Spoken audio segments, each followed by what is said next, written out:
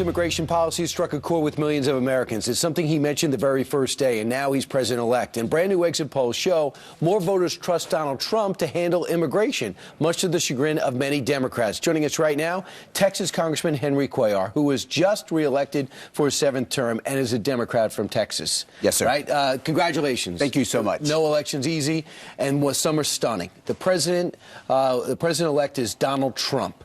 What does that mean? Because you know his chant, build the wall. Are you concerned he's going to start building the wall? You know, there's ways to address border security by using monitors, cameras, drones, other things that I think are more effective. 1 mile of fencing will cost about $6.5 million a mile. You put $1 million per mile for electronics, you can do a good job on that. So we just got to be smart on how we secure the border. I live in the border, so I understand what the border is all about. So you're not cookie cutter if you want to build a wall, you don't like Hispanics. You don't believe that.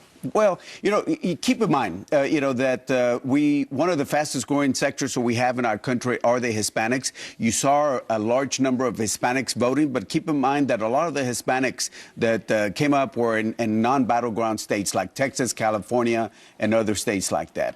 It's amazing, too, that he actually, Donald Trump, in his own unique way, ended up with a higher percentage of the Hispanic vote than Mitt Romney. What do you think that tells us? Well, you know, you got to understand that when you have a message, and especially it doesn't have to be the white working class, it can be anybody. If you're able to resonate with the voters, whether you're Hispanic or anybody, people want to look at economics and people want to have jobs. And, you know, he did well on that point. Congressman, just your gut feeling for you. Do you think that this president-elect is someone you can work with, being that many Republicans didn't help him?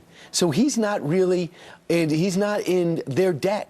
So do you sense that you might have a chance, we might have a chance for the first time to reach across the aisle in a long time?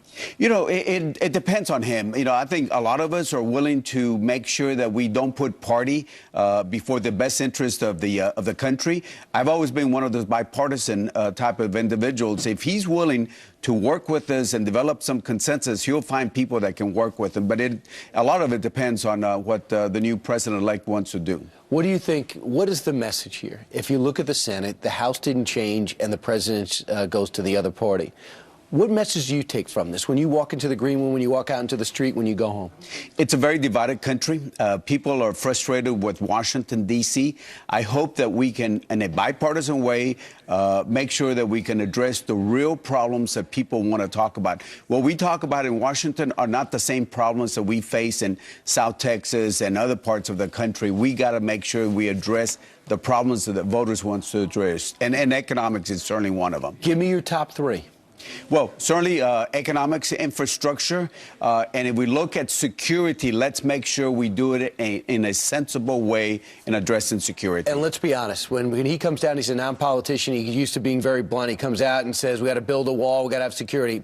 In 6 months later, he's saying, look, I'm not going to send around deportation squads throwing people out. First thing, secure the border, then we'll deal with the people here illegally. Didn't say pathway to citizenship because in this political climate, that would have been a flashing siren. So do you sense, since he moved a little bit from his initial statement when he entered the race to saying what he did, that there's some give there? I think so. I think, you know, without talking about pathway to citizenship, we can do legalization.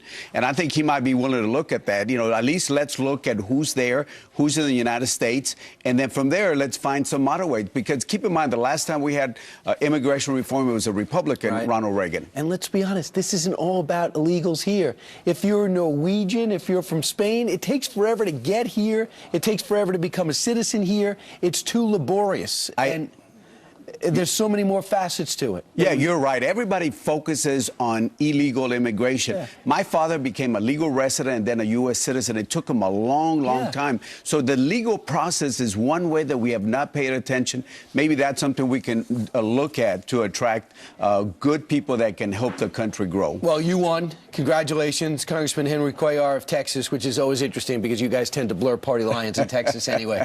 Thank you so much. Great to see you, Congressman. Thank you.